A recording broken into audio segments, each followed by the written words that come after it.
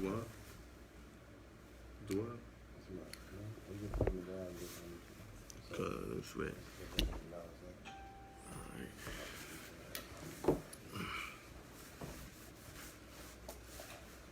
Get started in a minute. That phone go. I left it in the car. Yeah, what is that? You got this? What you got today? So yeah, nah, that's one that happened. What the hell is this? Oh, okay, for the thing that had. Yeah. Shit out of town. Oh shit.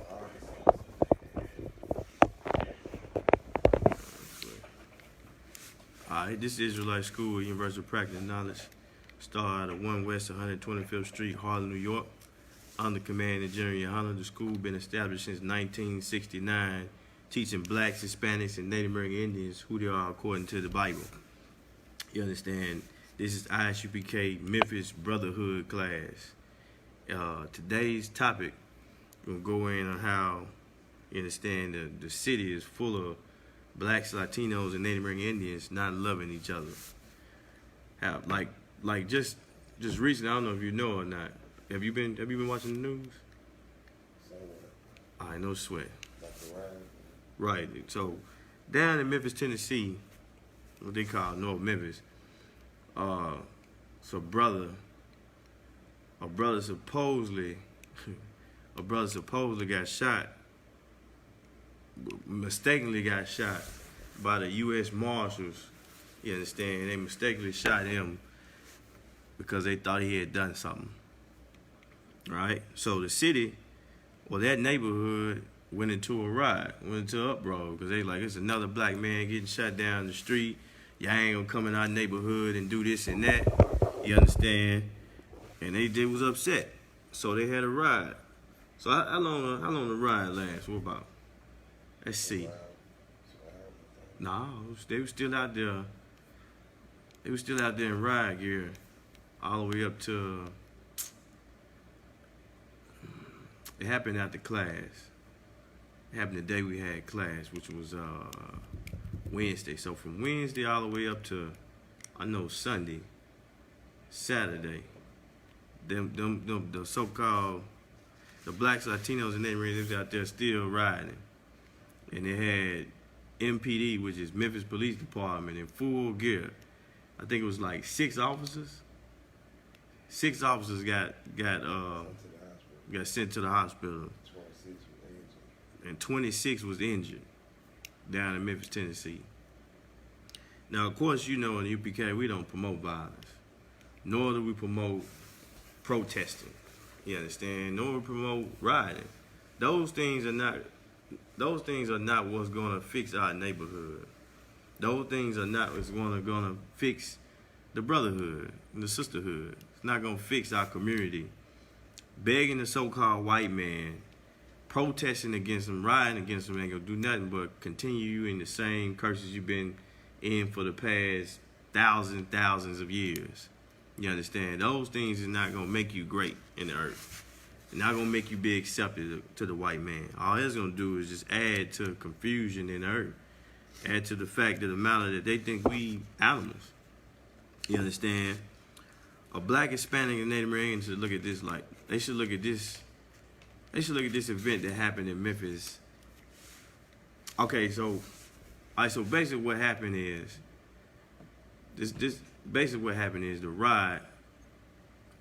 the riot basically was that blacks and Hispanics and Native American Indians realized that they were at war.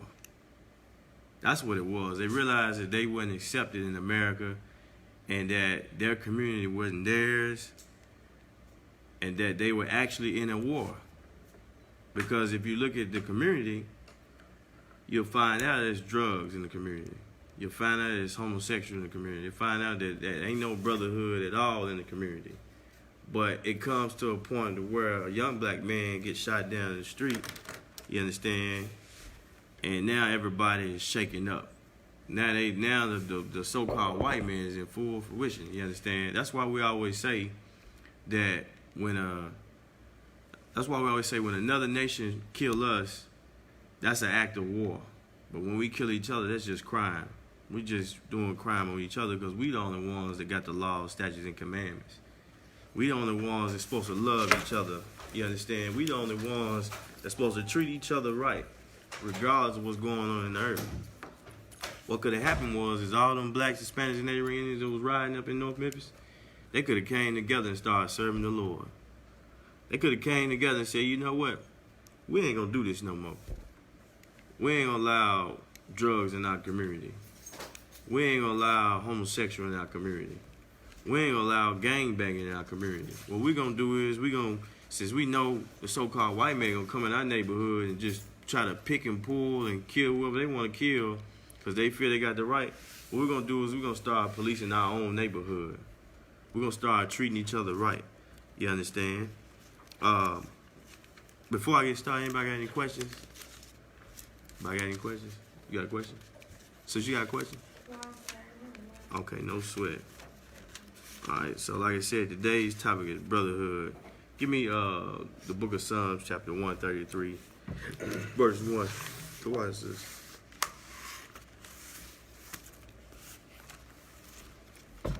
The book of Psalms, chapter 133, verse 1. See, if we was to take this Bible and we was to actually do what the Lord say do, we wouldn't have to worry about nobody coming in our neighborhood. We wouldn't have to worry about nobody coming and serving us up on a platter like we some fish or something, man. If we did what the Lord say do, we would just simply be in harmony. Like if you take this Bible and you actually apply it to your life, you'll see a dramatic change in your neighborhood. You'll see a dramatic change in your wives, your kids, your brothers, your sisters, everybody. Because when you apply the Lord to your life, what you end up doing is you end up living like the Lord wants you to live. So like, you got it? Go ahead. Book of Psalms, chapter 133, verse 1. Uh-huh. Behold, how good and how pleasant is it for brethren to dwell together in unity. So the scriptures say, behold, blacks, Hispanics, and Native American Indians. Behold this. Like, imagine this right here. Can you imagine this? Can you imagine that? Read it again. Behold, how good and how pleasant is it for brethren to dwell together in unity. How good and pleasant is it for brethren to dwell in unity. If y'all sisters think back on the Feast of First Fruits, and y'all seen how sisters, matter of fact, if you think back on any holy day in the UPK, and you see how beautiful and good and pleasant it is to dwell amongst each other in unity, for everybody to be on one accord, for everybody to establish themselves as, you my brother, you my sister, you know what I'm saying? Like, that's something amazing. Like, all the things we ever asked for when we was young, growing up, and if you're an adult, all the things you ever looked for in a friend or whatever it may be, those things we have found in the truth. You understand? Because we ain't looking to hurt each other. We're looking to build each other up. We're looking to make each other better. You see what I'm saying? Like in the world, your whole goal is to be on top of another person. It's to become better than them. But simply in the truth, you just want your brother to be good. You just want them to be great. Your sister, you just want her to blossom like a butterfly. You understand? You just want her to be great, just like you. But in the world, which is the so-called white man world, it teaches blacks, Hispanics, and Native American Indians that the only time they should do an uproar or riot is when they think, you understand, that they supposedly getting attacked at that moment. That's what's going on. Keep reading. Verse 2. Uh-huh. It is like precious ornaments upon the head and run down upon the beard, even Aaron's beard, that went down to the skirts of his garment. Now, this brotherhood, this sisterhood that the Lord talking about, let's say is what? Is like precious ornament, you understand? Upon the head. Like it's like It's the finest thing you could ever have. Have you ever had something like some spray or some oil or something, and you put it on, you just be like, man, it smells so good. Like, that's how you should think of the brotherhood and sisterhood. That's how you should look at it. You should be looking at it like, man, I can't wait to see my brother, man. Like, I can't wait to kick it with him, you know what I'm saying? Like, man, I can't wait to kick it with my sister, man. Like, I be strolling down some of these pages on Facebook, and them sisters, they be posting them meals and stuff that they be doing, and the shirts and all them things, and them sisters be like, you can see in their little message, they be like, man, I miss you, sis. And the sisters be like, yeah, I miss you too. Like, I can't wait to see you. You understand? The sister probably stay about 5 minutes away. They still talking about they miss each other. You know what I mean? Keep reading. Verse 3. As the dew of Hermon, and as the dew of the descendant upon the mountain of Zion, for there the Lord commanded the blessing, even life forevermore. Forevermore. That's how unity is supposed to be amongst blacks, Hispanics, and Native American Indians. Unity amongst blacks, Hispanics, and Native American Indians is supposed to be forever. You understand? The Lord established this thing, what we call brotherhood and sisterhood, so it can be order in the earth. So blacks, Hispanics, and Native American Indians won't have confusion. To where they're willing to die for each other. You understand? Give me Malachi chapter 2, verse 10. Book of Malachi chapter 2, verse 10. Have we not all one Father? Have we what? Have we not all one Father? Have blacks, Hispanics, and Native American Indians have not one Father? Have we all have not one Father, which is the Most High God? Huh? Have we not? So what's the problem? What's the problem in our community? Amongst blacks, Hispanics, and Native Americans? What's the problem? What you think the problem is, Doc? They don't realize it. They don't what? They don't know that we all have one Father. Right. So once they find out that they got one Father, what's supposed to happen then? Anybody? It's just open discussion. You understand? I'm asking the question. Everybody should have an answer for that. Go ahead. They're supposed to obey their father and unite with their brothers. Come. Become a family again. Come. What about the sisters? Huh? Y'all ain't got no answer? It's a lie. Y'all ain't got no answer? It must be still asleep. What's that crazy? I understand. That's why you got sisterhood. Right? That's why you got sisterhood. You understand? Like we all got one Father, which is the Most High God. He created us to be special on the earth. Like a black, Hispanic, and Native American, just to know that you special. Just to know that you are the greatest thing on the earth. And then to know that your brother is the same as you. And to know that the Lord consider you one. Then now you got to fix something. Now you got to look at yourself and say, well, damn, I can't be selfish no more. Like, have you ever, when y'all was a child, I don't know if y'all got brothers and sisters. Y'all got brothers and sisters, right? So your siblings, right? You go through your life, your mom be like, I'm going to whip both of y'all ASS. You understand? I'm going to whip both of y'all butt. And you be like, dang, I ain't do nothing. She be like, well, both of y'all was there. Both of y'all was around. You understand? Like, both of y'all gonna get it. Oh, you ain't gonna tell me who did this? You ain't gonna tell me? I'm gonna whoop both of y'all. If you get in a fight, all y'all better jump them. All y'all better jump them. Y'all better not lose. Why you think blacks, Hispanics, and Native American mothers would say that to their children? Why you think that?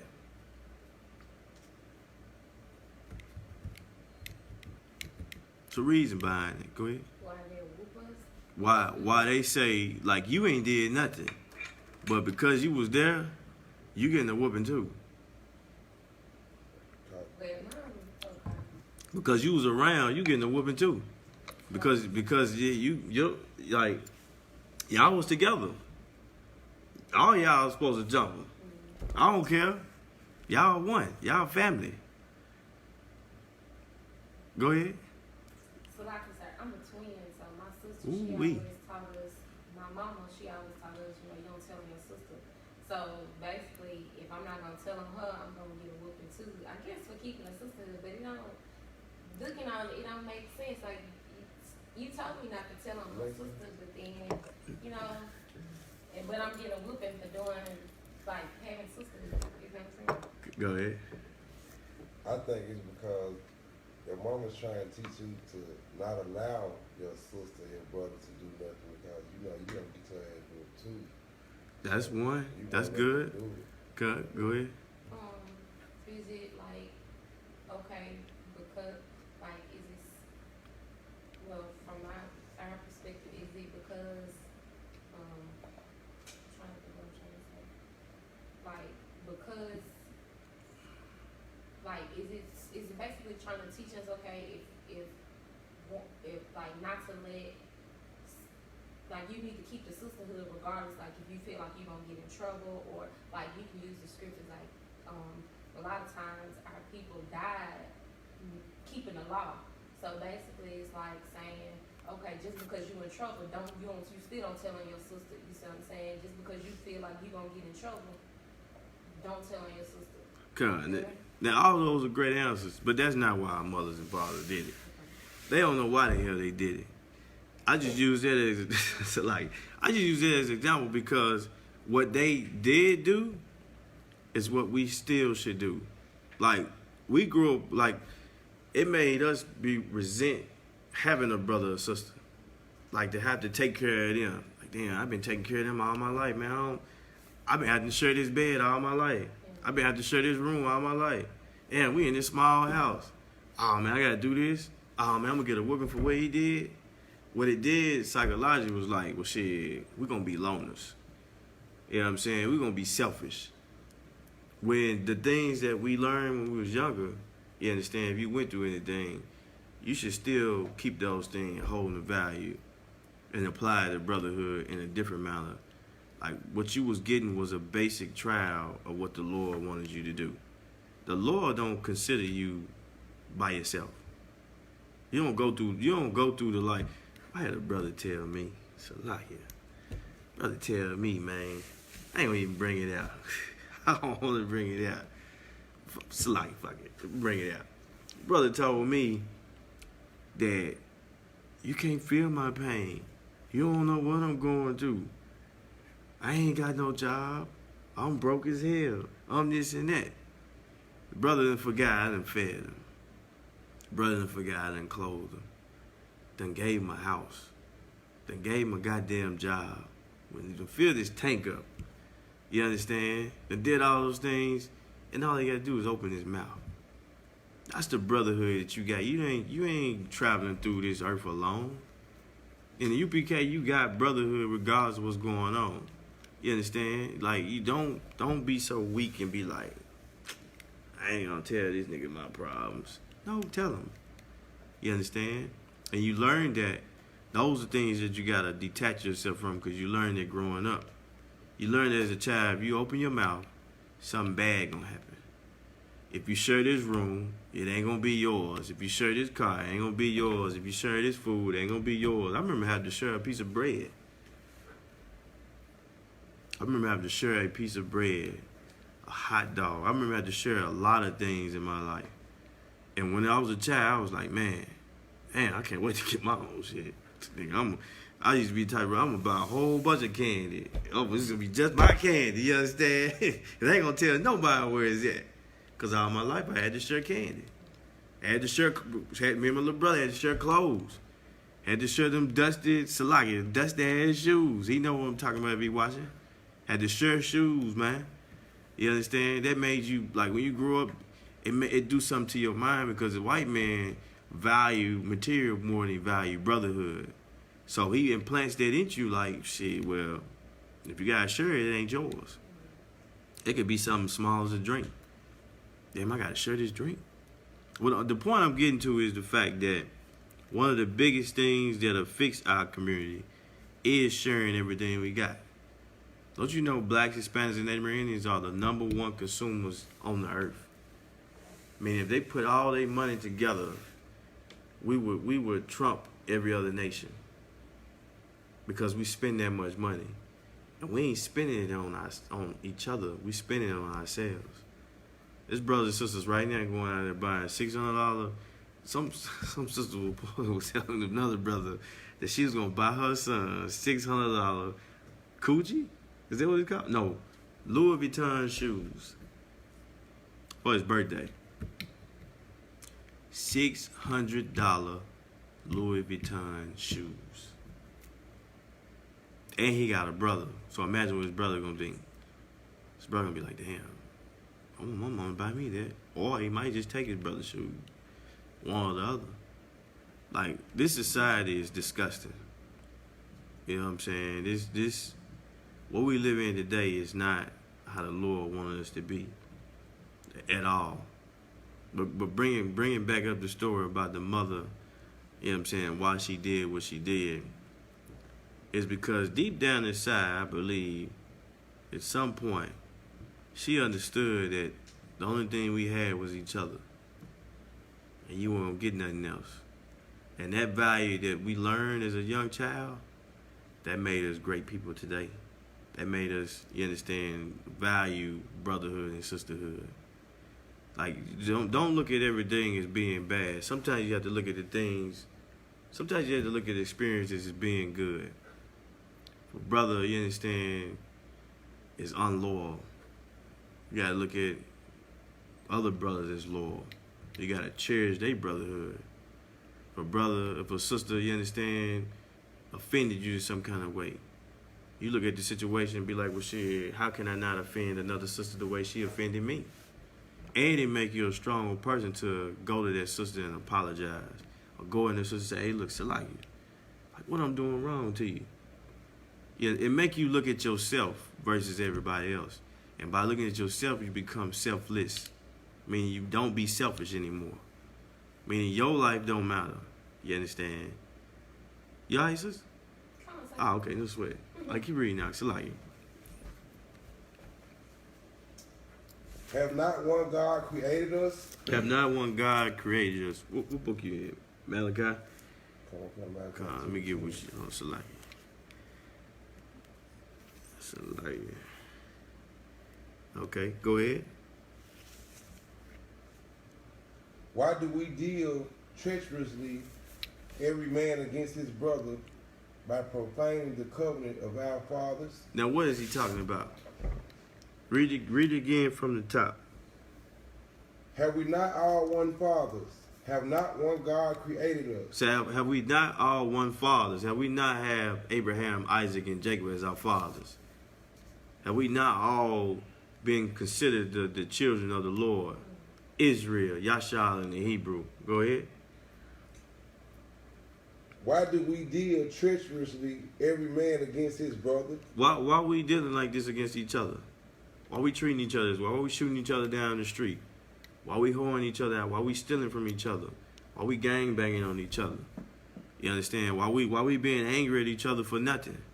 Why we holding grudges? You understand? Why we doing these things that don't even matter? Why get upset about money? Why get upset about this? Why get upset about that? Why we dealing with each other like this? Our father is Abraham, Isaac, and Jacob. They got the covenant from the Lord. We ain't got no reason to be mad at each other. We should dwell amongst each other in unity. We should love each other no matter what's going on in the earth. Because our fathers are Abraham, Isaac, and Jacob. The Most High God is our God. Like, think about it, blacks, Hispanics, and Native Americans really thought and believed that the Most High God is our Father. Think about how many things, like if you sat and thought about it, you wouldn't look at your brother and be like, man, I hate that nigga.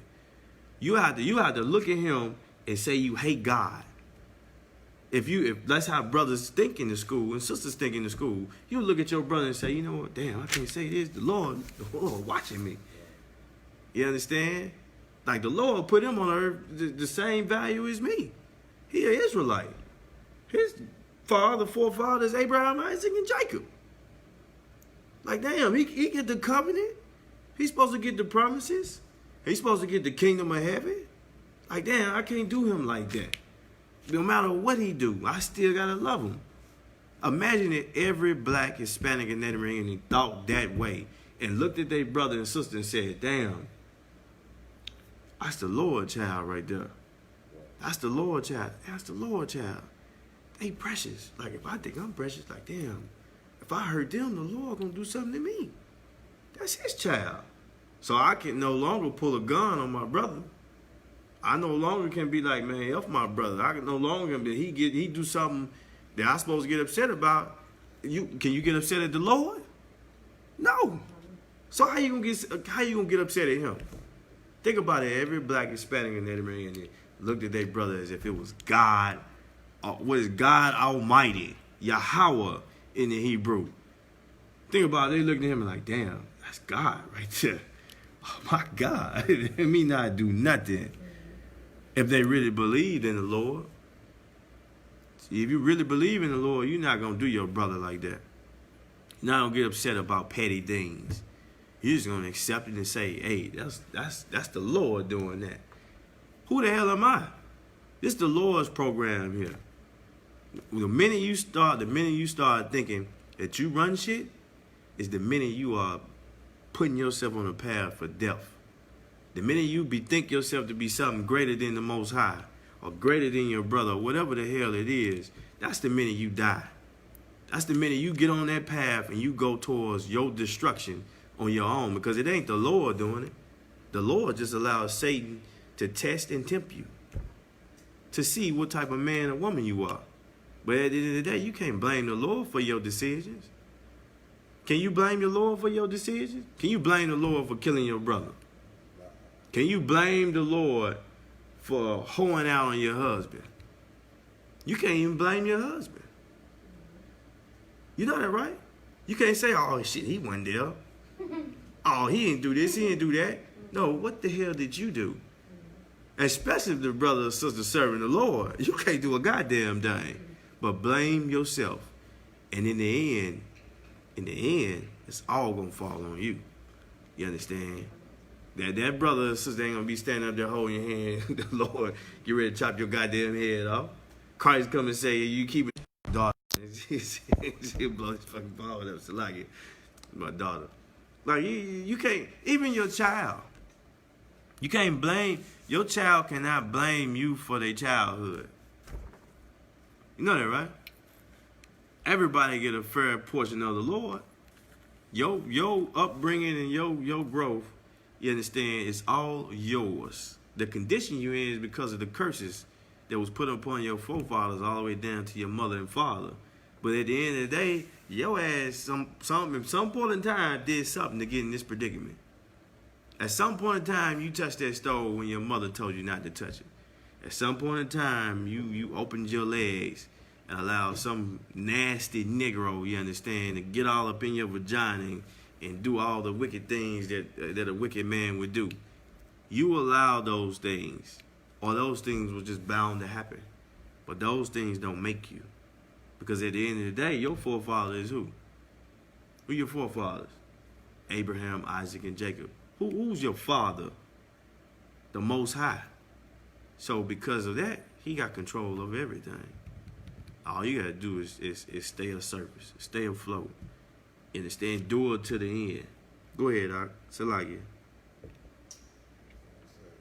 By profaning the covenant of our fathers. Now, what covenant did our fathers get that we profane?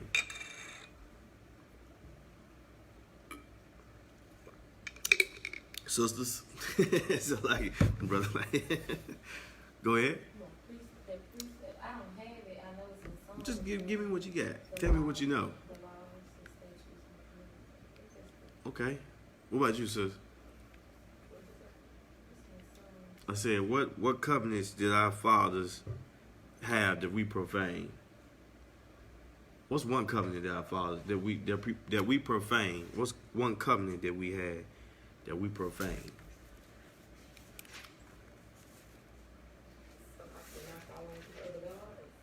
Okay, no sweat. Go ahead, Doc. It's like the whole covenant just Just one. It don't matter. Well, the covenant that he gave us not to follow behind the other nations. Uh-huh. Okay, not to follow behind other nations. All right. Even something even simpler is what? What's today's class? What's something that we profane? What does it mean to profane? Somebody give me the definition of profane real quick. What does it mean to profane? This is the Brotherhood class. Something that the Lord consider holy. You understand?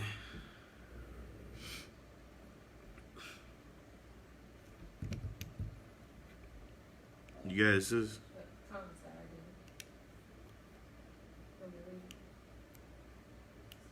Go ahead. The definition of profane is to treat something sacred with abuse, irreverence, or contempt. The other one is to debase by a wrong, unworthy, or vulgar use. Mm-hmm. So basically what we did was, it's just like saying, so like if I could,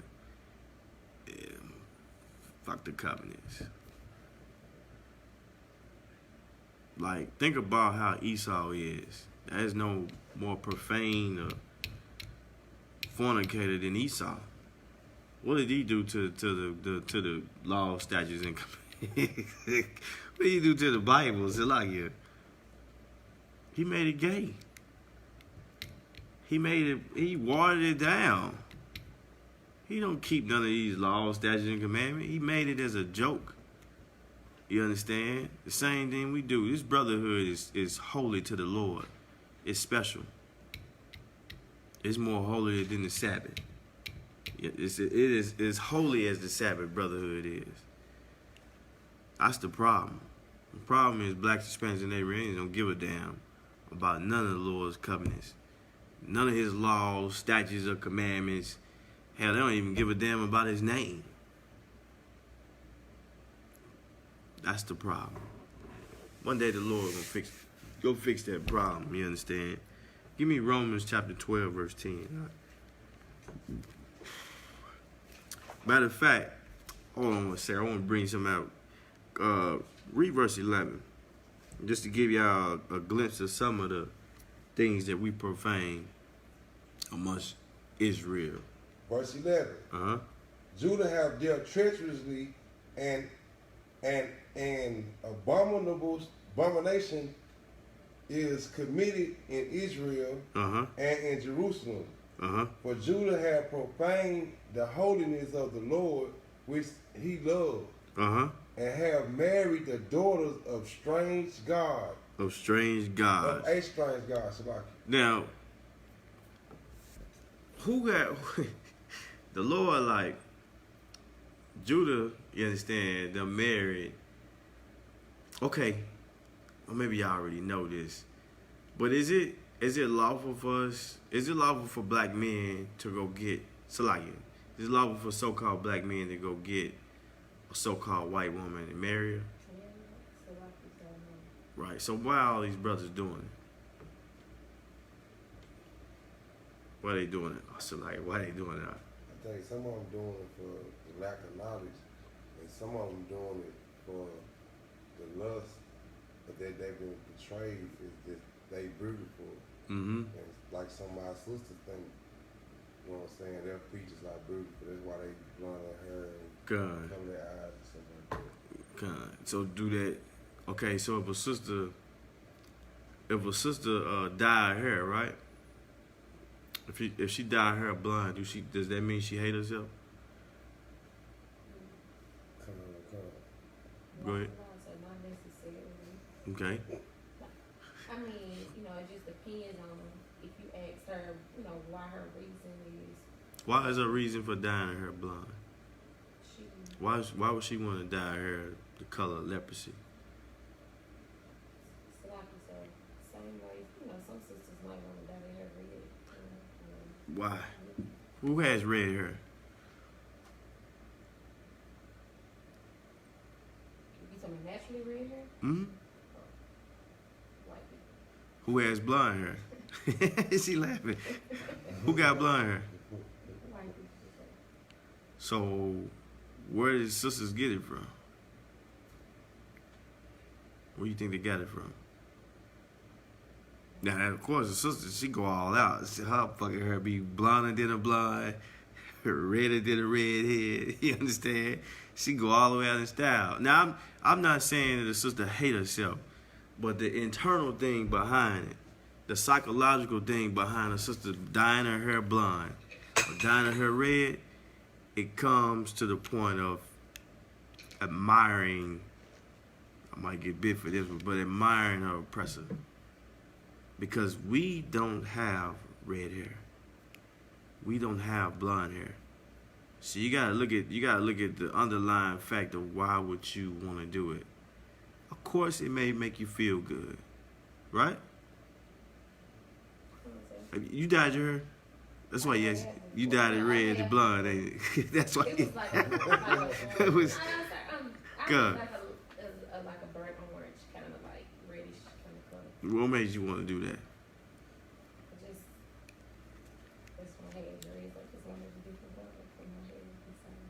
Where I'm saying, like, where did you come up with that idea, though?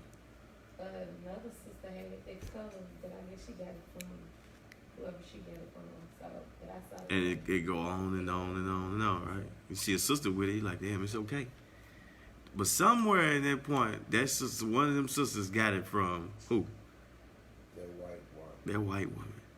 So, did you ever dye your hair blonde? I never asked you that. You never dyed your hair blonde? You wore blonde weed? Blonde hair?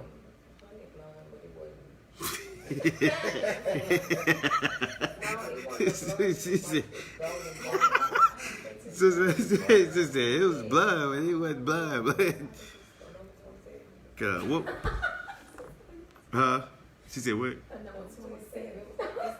Number 27. They didn't know the numbers to this damn one. God, what made you want to do that? No, what made you want to do it? You think so? So, honey blonde. This is not blonde. It wasn't blonde. It was a brown. It was like the lightest brown. It wasn't blonde. She approved me to get it. That's not what I'm asking. Not asking about approval. I'm asking about blondness. Okay. That's what I'm asking. I'm saying, when you was in the world, have you ever had your hair blonde? When you was in the world, have you ever had your hair red? Con. No sweat. She said he approved it. It wasn't like that. So, I had them little crochets that had the little red and black in it. God. Wait, what was the purpose of that? Style fashion. Where you get the fashion from? This ain't nothing against y'all. I'm just giving y'all the underlying meaning behind it. Go ahead. I dyed my dreads blonde when I had some. Why you dyed your dreads blonde? Because I thought that was nice looking. God, where you get it from though? The white boy. Yeah, the white boy hair. Let me tell you something. Brothers dye their hair, they dreads blonde, right? Why? Who has blonde dreads? Who had blonde dreads? White men got blonde dreads. Like what we did was we took all these other cultures outside of us and we looked at our brothers and sisters and they did the opposite of what the scriptures say do. The scriptures say if you love thyself as thy what? Right. So if they weren't loving themselves and we looked upon them searching for love and we seen that they didn't love themselves and we did the same that they did, we turned around and didn't love ourselves either.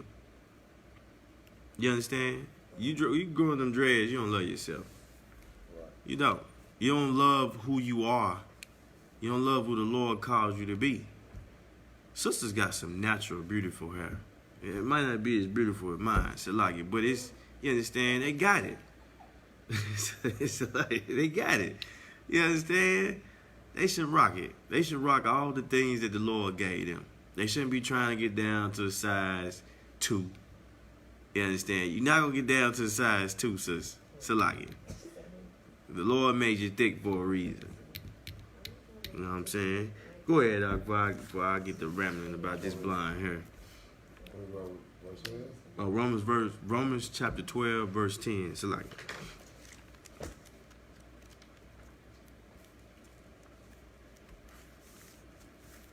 Book of Romans, chapter 12, verse 10. Uh-huh. Be kindly affectionate with one another with brotherly love, and honor, preferring one another. Yeah, I know what that means. When you prefer one to another, do you understand what that means? Ain't no right or wrong answer. You can just answer it as a will. Go ahead. Like, you prefer, I prefer my brothers and my sisters versus another nation. That's perfect, sis. Damn right.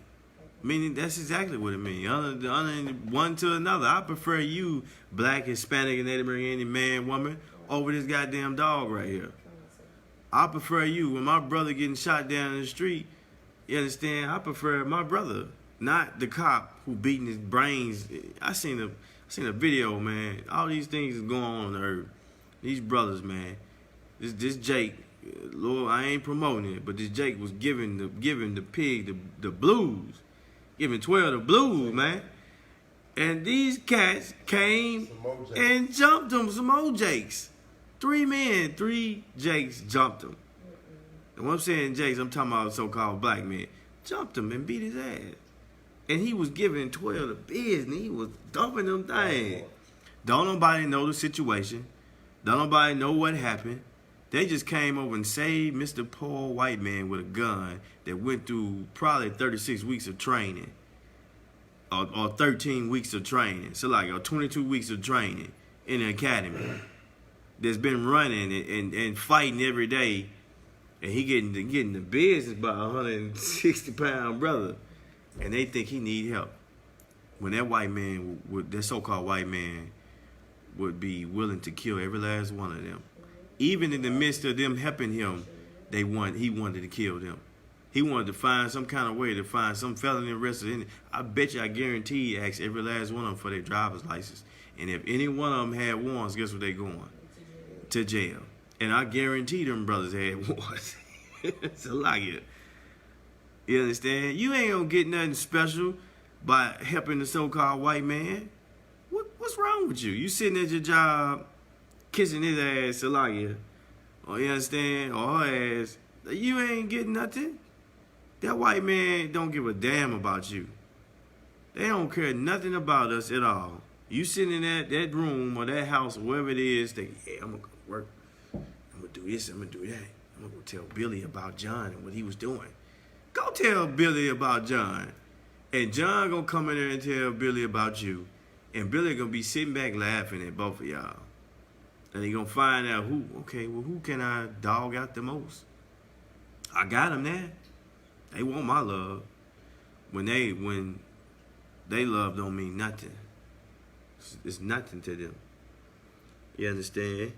Go to 1 Timothy. Salaya. Hold on a second. 1 Timothy.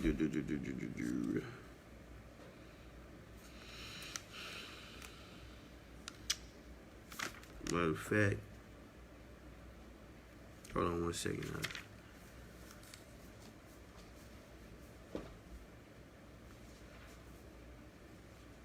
No, Salaya, go to first, the book of Titus, chapter 2. Yeah, chapter 2.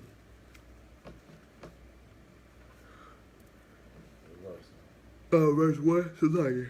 The book of Titus, chapter 2, verse 1. But speak thou the things which become sound doctrine. And the aged men be sober, grave, temperate, sound in faith, and clarity, and patient. Right. So think about if our mothers and fathers, think about if our fathers are the men that was over our community. Think about if they were sober. And I'm not talking about alcohol. Like, okay, what does it mean to be sober?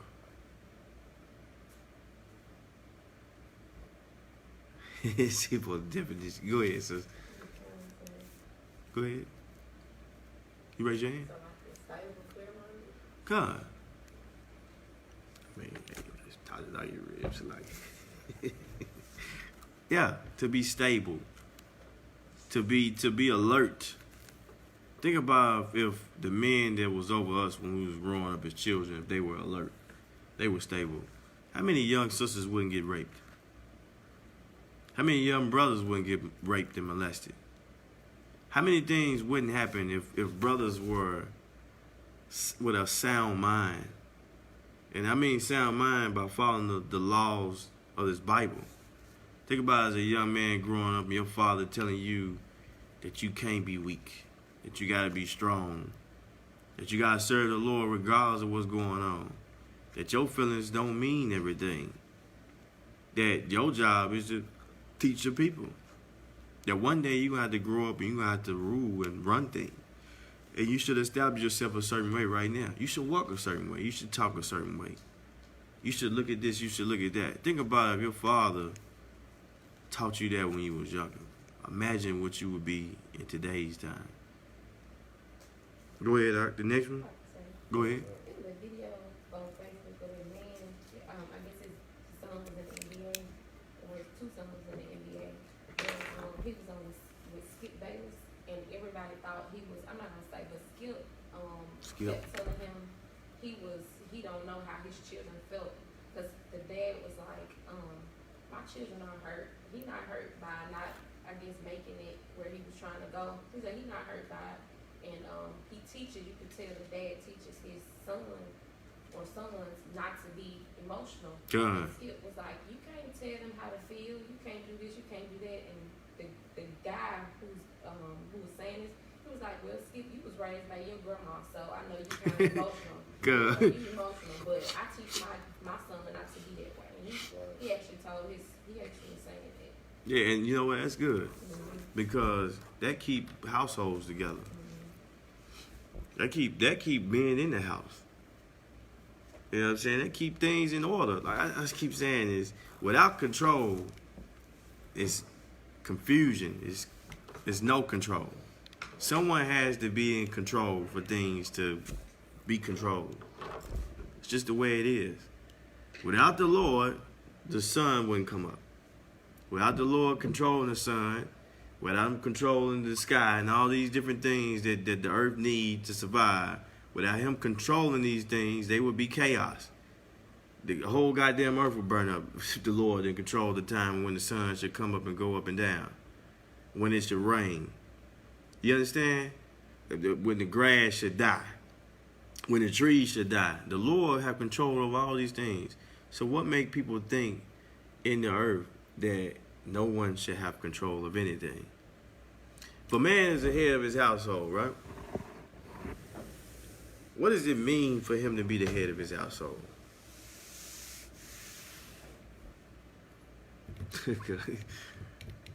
Sis, both of y'all sisters. Like he has the final say in what everything, or even to say, like, you go through him through everything. But you.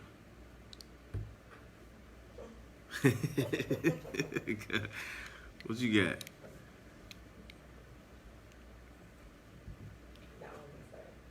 The who? The only say? Is it wrong for a man to be in control of his household? Is it wrong for a man to be in control of his woman? And so ain't no limit of a man being in control of his woman.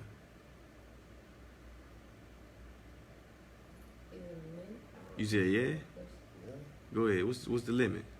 The limit is a man can't make his woman break the laws of God. God. Perfect. So, if we pertaining to the Bible, what limit is that man got over his woman? Why? He got the righteousness limit. No matter what it is, as long as it's righteous, it's no limit. So what's something that's unrighteous for a brother to have control over his woman? Her job? Her car? The house? You said it's unrighteous? I'm asking, what would be, as people would say in the world, controlling? Okay, let's flip the verse. Go ahead. Saying, dictating what she can wear, where she can go. She can't go out with her friends, stuff like that. That's what people in the world would say. Oh, God. That's what people in the world would say. Okay. You know, what you wear. Come on. Now, a woman. Y'all women, what limit would y'all have control of your man? What limit? Uh-huh. Go ahead. What you want to eat, my lord? They said what he said, like, I can't even. I can see if y'all was worldly sisters. I can't even do it with y'all. Like a worldly. What is sisters? What's her name? No Nifa in here. Get her on the line. You understand? She'll hit me with some good ones. You know. Somebody said, what was the question? The question was, what? I'm trying to find out what limit is it for a man to have control of his woman if he served the Lord. So like I said, he doesn't have control. In the world, I'm going to say this is one that a woman thinks she would have control of him, what time he comes in the house. Because I hear on my slavery a lot of times, or how many women he asks. Because on my slavery, they pose questions all the time amongst each other. And what's my husband better not step in the house at 3 o'clock in the morning and this and that. They always say that. So You know why they saying that though, right? no. Okay, I'm not saying what they're saying is right, but it's a reason why a sister in the world would say, what you just say? My man better not come in. Go ahead. That's because they think that he was another one. Not just that. See, that's true. He might be with another woman. That's true. He might be out there doing whatever it may be. Go ahead. Because he could be at work. He could be coming home from work at 3 o'clock in the morning. Come, but it ain't even to the point of work. The fact is that they are both in sin. So because both of them are in sin, they automatically think the worst. They don't think he with a righteous sister in the world. They think he with what? A hoe. That's why a sister would say, my man better not come in at 3 o'clock. I'm just giving you the gist of how their mind is. Like, we may think like, damn, well, shit, he a man, he come in at 3 o'clock.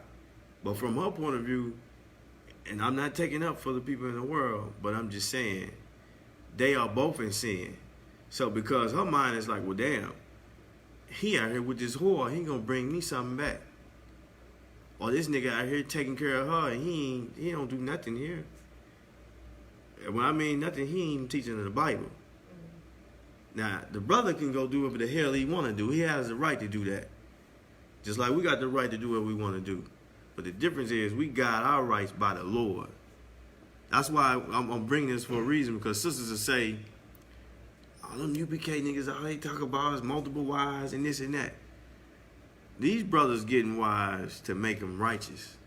Of course, it's up to the sister to be righteous. You understand? To do what the Lord say do. Niggas in the world just going out getting whores, man. These brothers going out there getting women. He can do whatever the hell he want to do, but he has to pay for what you do. Whether in the truth or out the truth. You got to pay for it. You understand? Like, taking care of your wife ain't about money. We know that. Shit, in this day and time, your wife can make 10 times more than you. Seriously, she can. And your ass to be broke. You know what I'm saying? She be paying all the bills. It ain't about money. What the Lord want brothers to do for sisters with that mind frame is to teach them the Bible. You understand? To teach them the law, statutes, and commandments. To break their sin away. To break them from sin. To guide their mind in the right way. A woman's mind has to be guided. And in society, a woman's mind has to be controlled. It has to be. You know why? You know why? Why does a woman's mind have to be controlled? It's already being controlled anyway. Just for the simple fact of the sister saying that my man better not be out there at 3 o'clock in the morning, lets you know that he controls her mind. Because she at work, where she's supposed to be slaving, she thinking about her man being out with some whore at 3 o'clock in the morning, lets me know that her man controls her mind regardless. He on her mind. He make all her decisions. She thinks she making decisions on her own. She ain't making a goddamn thing. A woman learns from a man. If the man out here being unrighteous, stealing shit and picking up money and eating shrimp, crab, pork, and lobster and let her drink herself to death and doing all them things, guess what? She leave him, she gonna have the same thing, same quality, same attributes that she had from him. She gonna bring it right into the next relationship. And she gonna think it's okay. That man might not settle for that. Or that man may be worse than the other one. You understand? Sister get beat by a man, she gonna think every man gonna try to beat her. So she gonna put a guard up. Women learn from men. Now, going back to the question, why do women minds have to be controlled? Or do y'all disagree? The sister don't disagree. You disagree? Huh? Y'all usually be real vocal. Go ahead, Doc.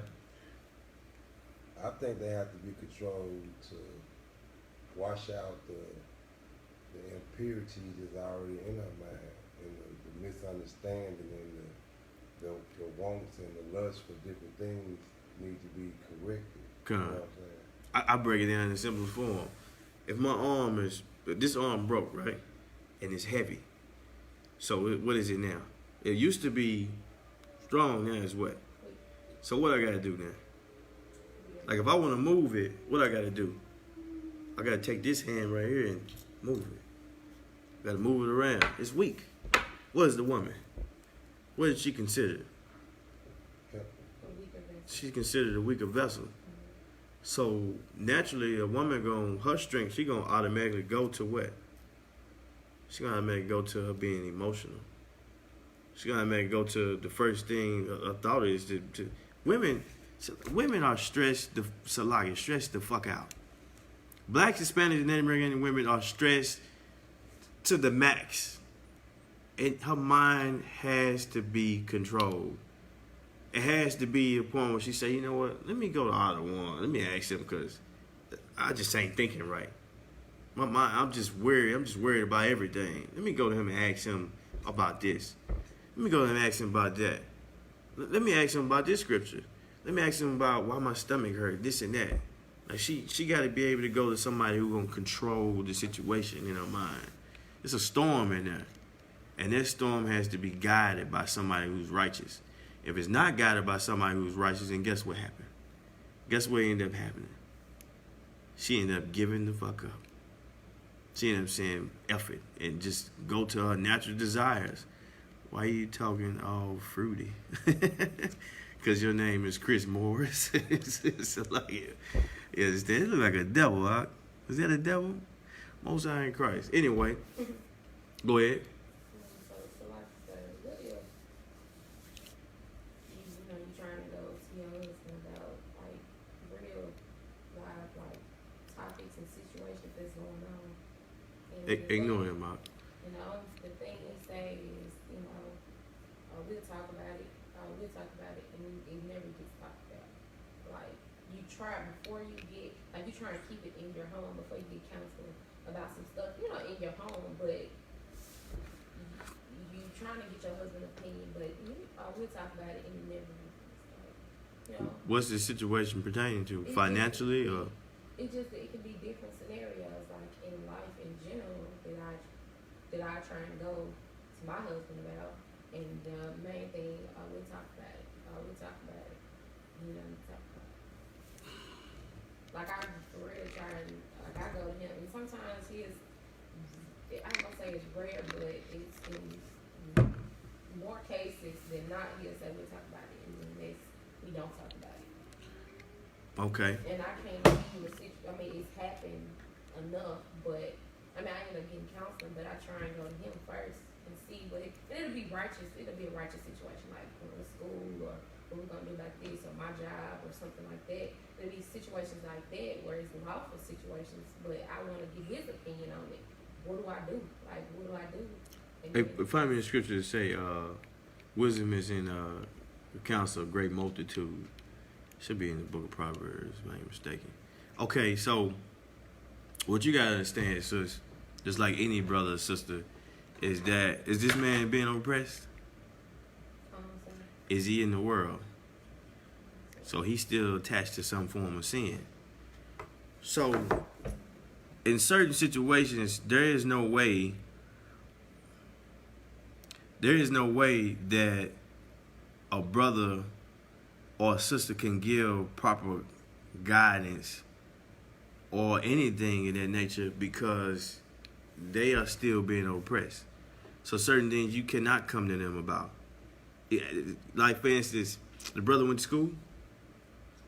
He was college student. Did he graduate? Not from college. Didn't graduate from college. Did he do anything in college? Was he good? Did he make good grades? What kept him from finishing college? A lot of life.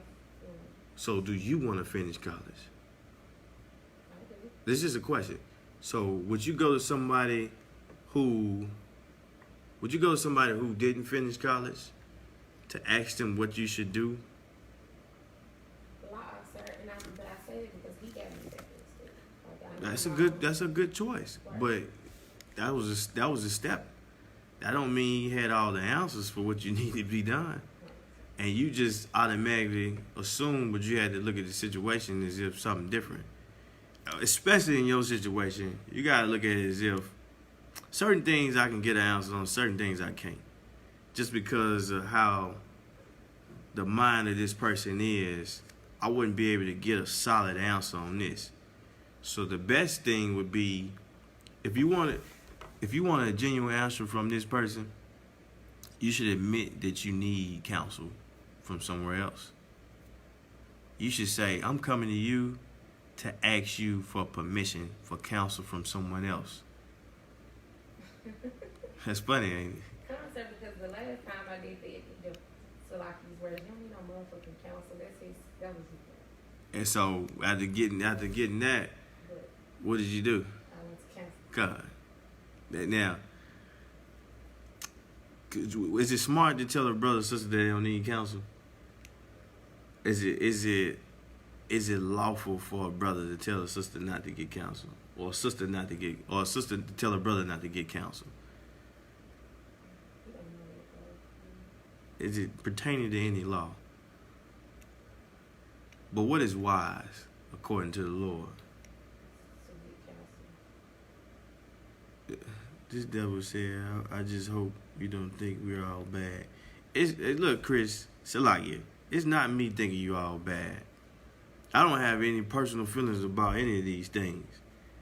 I only like what the Lord like, and I hate what he hate. I'm just bringing out simple facts about how our people are destroyed, brothers and sisters in America getting beat down every goddamn day and not knowing that they are the children of the Lord. I'm simply speaking about brotherhood and sisterhood. I'm not speaking about any other nation but Israel, who are considered blacks, Hispanics, and Native Indians according to the Bible. What we teach in this school is not hate. Right. We teach in this school to love each other because we give our love to everybody else. This is the only time I entertain any statement on this line. Salakia. Go ahead, sis. Right, so, like, is it wise not to get counsel? It's not wise. So you would do what? You would get counsel. You understand? And the fact that you got counsel will make you love your husband even more. Right? But you should not. It's very hard to do these things because of your expectations of what a husband should be. But given the natural state and given the things, given the things of where you are right now and where the Lord put you at, these are just the things that you have to endure. You have to use the outlets that you have for righteousness and use the things that's great, you understand, in your husband.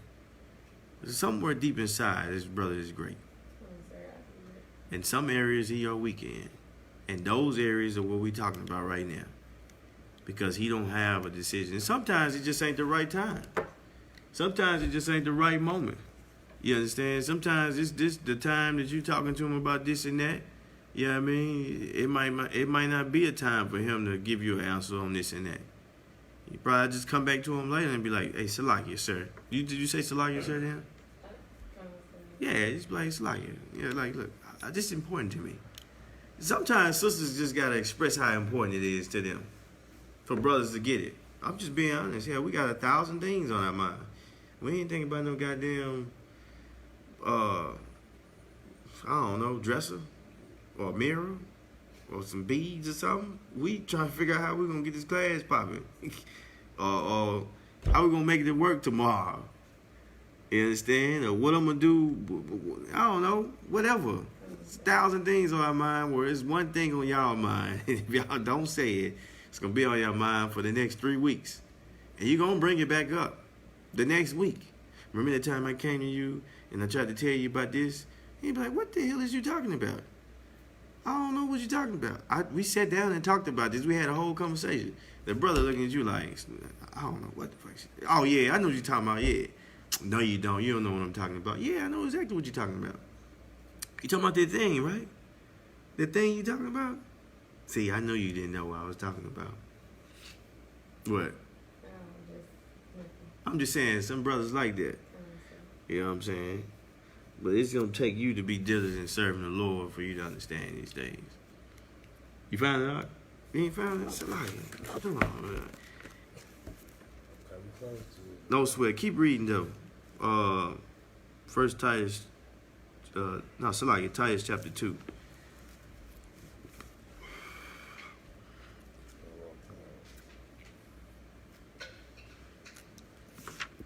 Book of Titus chapter 2. But speak thou things which become sound doctrine, that the aged man be sober, grave, temperate, sound in faith, and charity, and patient. Right. So think about if your father had these qualities. You understand? Growing up, think about what type of man you would a man or sister you would become in the world. You understand? Think about how our society would be a better place. Go ahead. And the aged woman likewise. That they be in behavior as becometh holiness. Not thoughts, not whores, not real. I'm a real bitch. Not one of those. You understand? But what? Behavior as becometh holiness. As becoming holiness. You know what holiness means? Yeah. What does it mean to be holy? Go ahead. To be separate. To be what? Separate. To be separate. You understand? To be special. Not like all these other thoughts out here in the world. You ain't a thought no more. You know what I'm saying? You something that the Lord consider honorable. Consider special. Alright? Alright, so what we're going to do, we're going to get into a topic that a lot of brothers and sisters tend to overlook. And it's the portion about the kingdom of heaven. Give me, the brother had brought it out earlier. Give me the book of Isaiah, chapter 14. You start at verse 1. Verse 1. Book of Isaiah, chapter 14, verse 1. For the Lord will have mercy on Jacob. Who is Jacob? Who is Jacob? The trooper, he know. Who is Jacob? Okay, no sweat. Go ahead. And will yet choose Israel. And set them in their own land. What is he talking about, set them in their own land? Chris, you still on the line. You can tell me what this scripture talking about. Huh? What is he talking about? Go ahead. Jerusalem? What are you talking about, sis? Set them in their own land. Huh? You said you don't know? What does it mean when it say, and set them in their own land? This just be having 1,000 questions. Today she just ain't got one. Go ahead. So like you said, is that the land that we had when we had our inheritance, like our own inheritance? Is that land?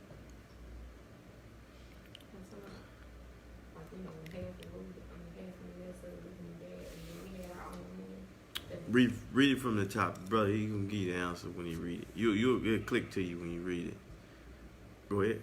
For the Lord will have mercy on Jacob. Does the Lord have mercy on Jacob right now? Huh? Keep reading.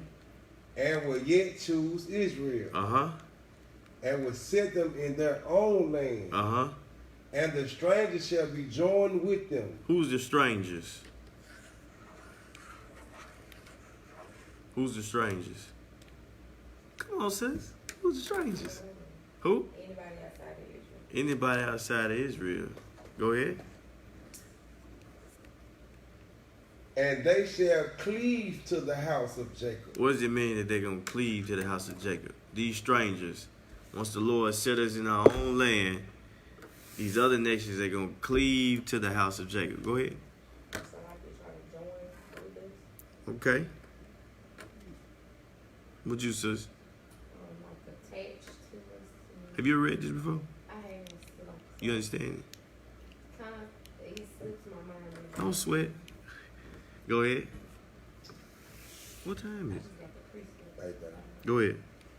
And the people shall take them Uh-huh. and bring them to their place. Uh-huh. And the house of Israel shall possess them in the land of the Lord for So the land of the Lord. That's the land that the Lord gonna set us in. The land of the Lord. What's the land of the Lord? Come on, you go ahead. the whole earth. The who? The whole earth. And which is what considered what? What is gonna be considered? The land of Israel. The kingdom of heaven. Kingdom of heaven. Go ahead. For the Lord, let's say, the land of the Lord for servants and handmaids. For what? Servants and handmaids. Servants and handmaids. Servants and handmaids. What is he talking about, sis? This is brotherhood right here. It's a lot here. This is brotherhood at its finest. What is he talking about? Slavery. Who? Slavery. Slavery? Slavery? Huh? Give me Revelations chapter 13, verse 9. Revelation chapter 13, verse 9. You understand? Come. It's a reason why. Shalom. Shalom. Book of Revelations. Uh-huh. Chapter 13, verse 9. Now, some people may be like, damn, why they got to be servants? Why they got to take them? Why we got to take the other nations into captivity? Why they got to be our slaves? Go ahead. If any man have an ear, Every man got a goddamn ear. Go ahead. let him hear. You should hear this. Go ahead. He that leadeth into captivity. He did what? Leadeth into captivity. Who led into captivity? Blacks, Hispanics, and Native American Indians, who the Lord considered Israel. Y'all know? The white man. Every nation outside of Israel. We talk about the so-called white man because he is the goddamn devil that the Bible speaks of. That's why we talk about the so-called white man being the devil. But every nation outside of Israel has took blacks, Hispanics, and Native Indians into captivity. And because of that, go ahead. Shall go Shall what? into Shall go. You know what the word shall mean? SHALL. Shall. You know what that mean? Go ahead. No, you know. What shall mean? If I say you shall do this, this shall happen. It must happen. Meaning ain't no way around this. Salagia. This is the only way. Meaning this is going to happen regardless of who the hell running the earth. regardless if I'm still teaching this goddamn class. This shall happen. This must happen. This is going to happen. Read. He that killeth with the sword. You kill with the sword blacks, Hispanics, and Native American Indians for thousands and thousands of years, and then take their nationality, their history, their heritage, their culture. And even today's time, I don't even know, the skinny jeans ain't even something special. So-called white man rocking skinny jeans. And I look like they're trying to rock fringes, trying to rock the war bands, and all these other things. Culture bandits, man. All the other nations, hip-hop, all of that. They're trying to take our things. They're trying to destroy us. They're trying to kill us. He that killeth with the sword, what? Must. What the word must mean? I mean, okay, so I can just change it. Maybe. Kinda. This is what Christians do, you know that, right? Possibly. They see this word right here, and they be like, well, that don't mean that's gonna happen. No, nigga. Salaki, Negro. Must. Go ahead. That's what the Bible says. Must be killed with the sword. Thus the Bible says it. Thus the Lord, Yahweh, in the Hebrew says that they must be killed with the sword. Go ahead. Here is the patience. This is the patience. This is what we patiently waiting on. Go ahead. And the faith. And the what? The faith. The patience and the faith. Well, blacks, Hispanics, and Native American Indians patiently waiting on. Got faith in. Go ahead. Of the saints. The saints is Israel. The saints is blacks, Hispanics, and Native American Indians. So that's for those who's trying to figure out what the hell going on. We talking about the kingdom of heaven. Talking about the process of it. Chicken, what did the brother say? Chicken beaks and feathers. The sister's like, what the hell is that? That's what the slaves gonna be eating. The kingdom of heaven. They ain't gonna even be cooked chicken beaks. You understand? Go ahead. Go back to Isaiah.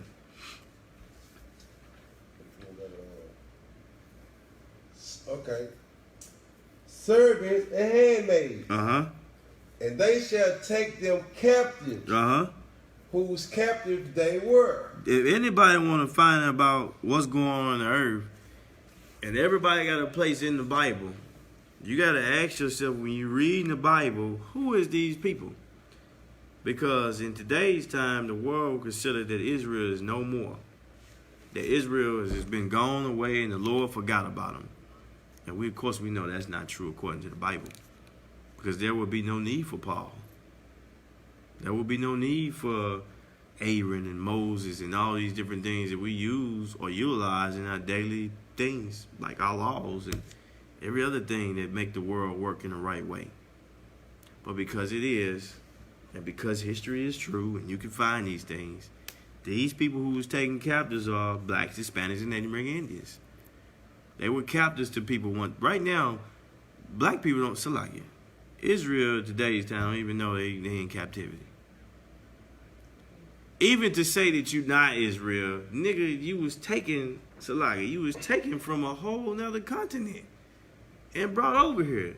Even to say if you wasn't taken from a whole continent and brought over here, you say you here. You been here, you know, Aborigine man, whatever it is, you ain't got none of these lands. You ain't named them. You don't own them.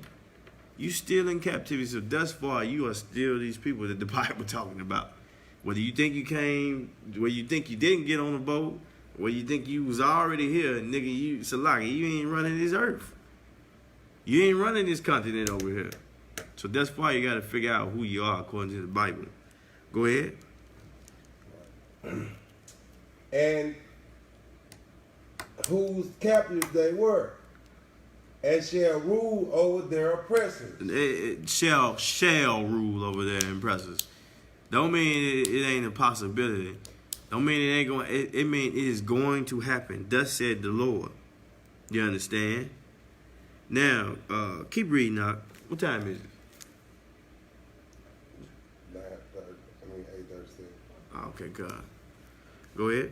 And it shall come to pass in the day that the Lord shall give thee rest from thy sorrow, and from thy fear, and from the hard bondage wherein there was made servants. Now, this is beyond the part of what people would be like, ah, man, you know, Israel, this and that, nah, nah, nah, nah. The captivity, the being oppressed and being ruled over, has never been lifted off these people that's in this Bible right here. Because when you get to the book of Revelations, it wouldn't even speak about a revealing of something. It would have already ended somewhere. And thus far, it would be no need to talk about people going into captivity and getting killed with a sword and this and that. Ain't no need for it. Ain't no revealing of something that's going to happen in the future because it's already happened. If people was to say ain't no more Israel in the Bible, then they wouldn't have to read none of the New Testament. But, of course, we are ignorant. We foolish, which we are stupid. Not us. Yeah, but those who don't live by the Lord and live by what the Lord had called them to be. So, like, go ahead, Doc. Verse 4. Okay. Verse 4. That thou shalt take up this proverb against the king of Babylon. Who's the king of Babylon today?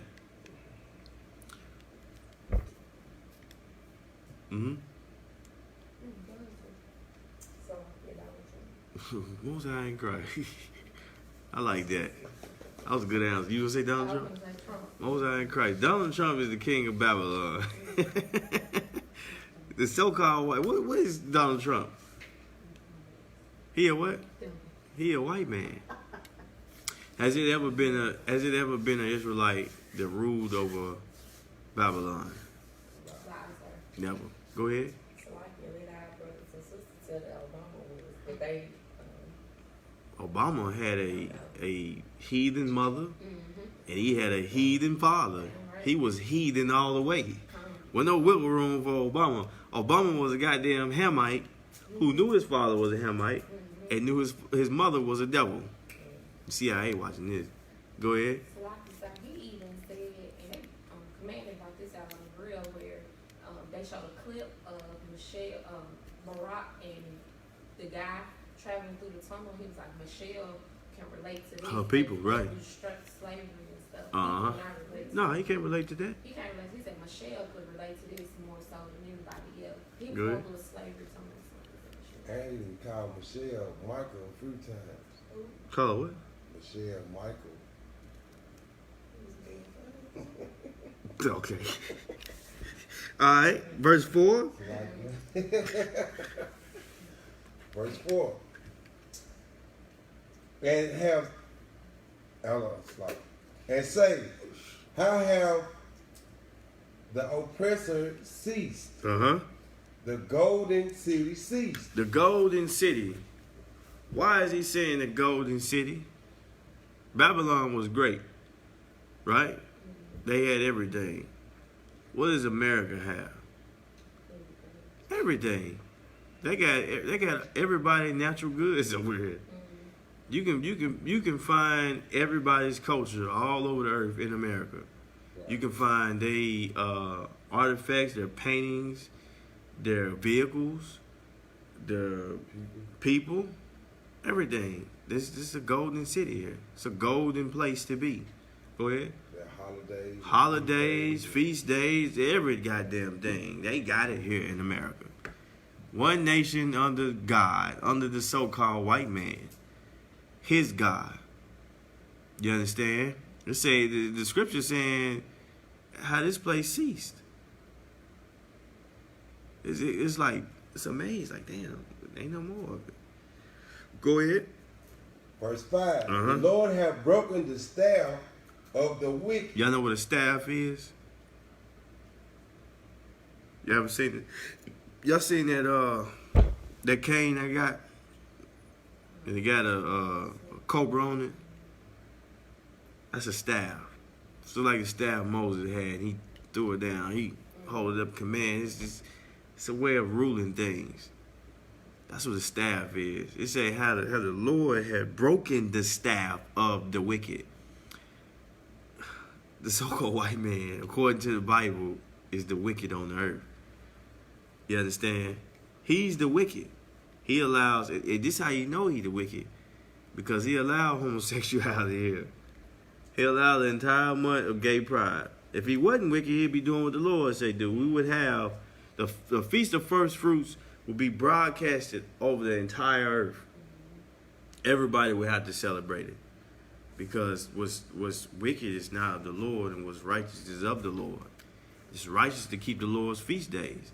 You know, black people, so-called Israelites, so-called blacks, Hispanics, and Native American Indians in today's time, if you tell them about the Feast of First Fruits, they're going to look at you like you crazy. What the hell is that? Like, nigga, it's in the Bible. You're supposed to keep it throughout our generations forever. What is you talking about? Oh, okay. What you know about Christmas, you know when your birthday, the 4th of July, we ain't had no independence in 1776. And we was sitting on the porch eating watermelon seeds. They ain't give us watermelon. Playing the fiddle and all these different things. We wasn't free, nigga, bro. Salakia. We wasn't free. We was out there eating hog maw and chitlins. All disgusting things that they was throwing on the ground. We think it's good. There's so much nasty stuff go through all of them paws. Hot sauce can't fix them things. You understand? Hot sauce ain't gonna do nothing for what it's gonna do to your body. Go ahead, Doc. And the spectre of the rulers. He who smite the people. Smote the people. He who smote the people in wrath with a continual stroke. He that ruled the nations in anger. Ruled the nations in anger. Go ahead. And persecuted, and none hindered. You know what that means? People, you understand, rule over every other nation.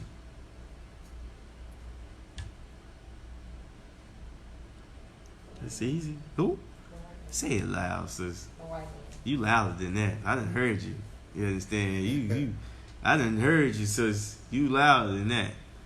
Go ahead, Doc. The whole earth is at rest, and is quiet. They break forth into singing. Why the earth gonna be at rest and breaking forth and singing? Go ahead. It'll be ruling righteous. Like, ain't no more death. Ain't no more goddamn trees getting cut down to make paper. To make paper, man. Ain't no more horses getting killed to make sausages. Ain't no more pigs getting chopped up. Ain't no more shrimp getting ate. The ocean gonna be clean again. Lobster gonna be able to roam. Scholars, they gonna be able to do their thing. Man, Esau be down there hunting them goddamn lobsters. They be running for their life. They be hiding under rocks. They call them crayfish. They hide under them rocks and be like, damn, I hope Esau don't see me. Shooting rocks all in his face. You know what Esau doing? He stick his hand in and grab him. Pull him out with his hand. Dive all the way down to the bottom of the ocean. You gotta go all the way down to the bottom of the ocean to get crayfish, and they under coral reefs and rocks. You gotta stick your hand in there with eels and groupers and all. So-called white man don't care. He'll tell you, if it was up to him, he'll kill all the snails just so he can eat something slimy. You understand? He'll kill all the crayfish, all the shrimp if it was up to him. He'll just keep gathering till there ain't no more. Keep eating it up till there ain't no more, man. Go ahead, Art. Yea, the fir trees rejoice at thee. The fern trees rejoice at thee. Y'all know what a fern tree is? Pine. Poplar. Y'all know what this made out of right here? This table made out of poplar. More than likely some masonite board or some board that's been composited together by trees that we consider fern trees. Cedars, those are fern trees. Those are trees that are evergreen and thick and things you build, like that door right there. That's a fern. This table's a fern. What else? Majority of paper made out of poplar trees. The fern, we kill the trees. Pine trees, we kill them. Poplar trees, we kill them for furniture. I mean, not us. We ain't making them goddamn furniture. Even up to us, we probably, ain't no telling what we'll do. You understand?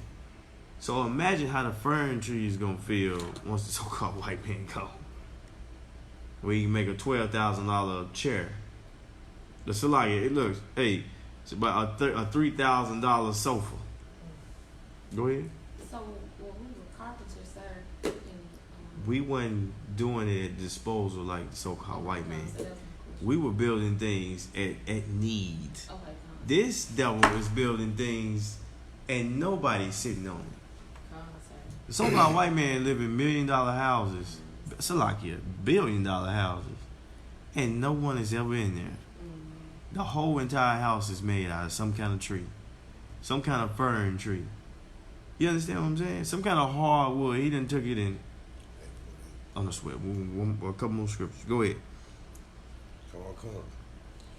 And the cedar of Lebanon saying, since thou art laid down, no feller can come up against us. It says, since thou art laid down, no fella is come up against us. Y'all know what a fella is?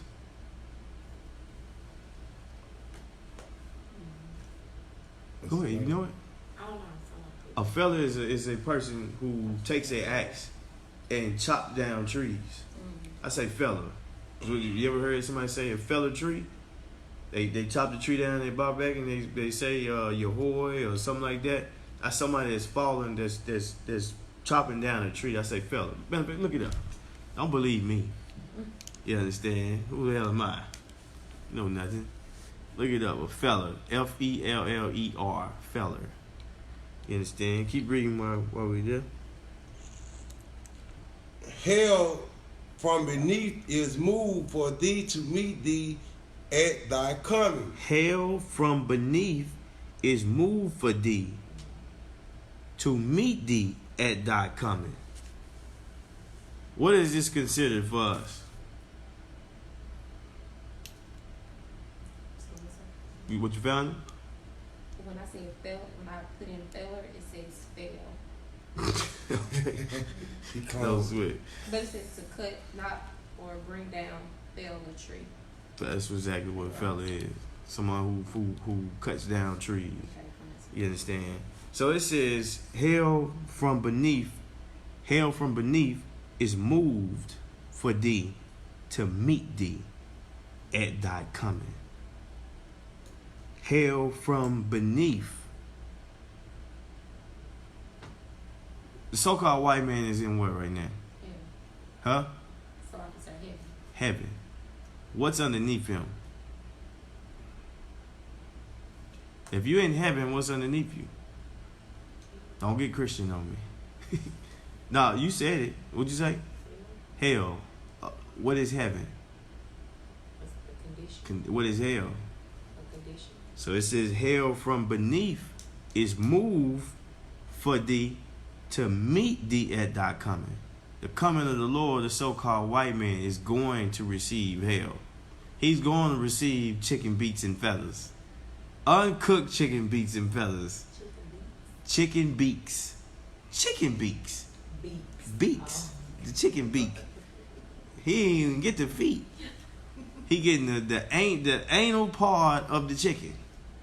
The unclean part. Thus said the Lord, according to the Bible. Not according to my words. You understand? He getting the worst of the worst. According to the Bible. Go ahead. It stirred up the dead from thee, even all the shelf. Stop right there. It stirred up the dead. It stirred up the dead. What does that mean? It stirred up the dead. Go ahead. Is he talking about dead bodies? Go ahead, sis. Waking up the lost children of Israel. Waking them up. God. Would you finna say something? That's almost got what I'm finna say. Most High in Christ. You understand? It stirred up the dead for thee. Go ahead. Even all the chief ones of the earth. What is the chief ones of the earth? The other nations that's ruling. You understand? When we see these things, when we see the Lord coming, hell coming for the so-called white man. Blacks, Hispanics, and Nigerians, they gonna look upon and be like, damn, what the hell going on? They eat. The white man ain't. The white man getting destroyed. Not the so-called white man getting destroyed. He got spaceships and he got things in the space. Like not him. Right. He ruled the country. He tells us what to do and what not to do. He shoot us down in the street. He walk around with badges. He can go to another country. He can live this way. He can go out and kill animals. He go out and wrestle with tigers and lions. Not the so-called white man. Even the cheap ones, the other nations, be like, damn, what's going on over there in America? Oh, man, the Lord coming. Damn, oh, we done messed up now. Go ahead. It have rised up from their thrones all the kings of the nations. Everybody getting them like, God damn, what's going on? Go ahead. And they shall speak and say unto thee, art thou also become weak as we? They like, is the so-called white man weak then? Like us? Like he ain't got power no more? Go ahead. Art thou become like unto us? Like also now, the one who painted Jesus Christ as being the God, he ain't got power no more. He a regular.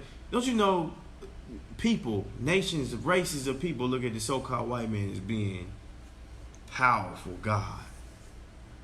Every time they go in their Christian church and they open their Bible and they read the scriptures and they do not acknowledge that Christ is a black man, and they look up and they see that so-called white man statue or some goddamn, what they call it, stained glass in the window with a lamb and a white man holding the lamb, or they go over across seas and everything that's talked about the Most High in Christ is white.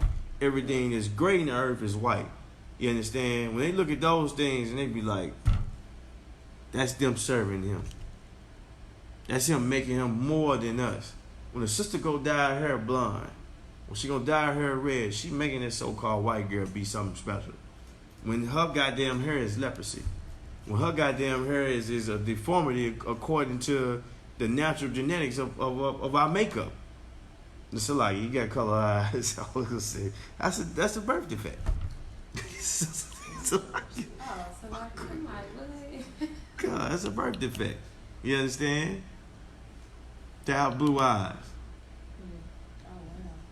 Go ahead, Doc, before they kick us out. Thy pomp is brought down to the grave, and the noise of thy veils, and the worm is spread under thee, and the worms cover thee.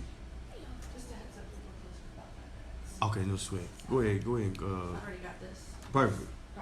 Okay. Right. How art thou fallen from heaven, O Lucifer? How art thou fallen from heaven, O Lucifer? Son of the morning. You so-called famous person in the earth. That's what son of the morning mean. Bright and shining star. Everybody know the sun. Everybody know the so-called white man. Lucifer is not no goddamn... You know what? I'm going to bring this up. We're going to have another class. They about to kick us out this library. So like, I'll pass the class over to Trooper Kamaya Allah for the security announcements.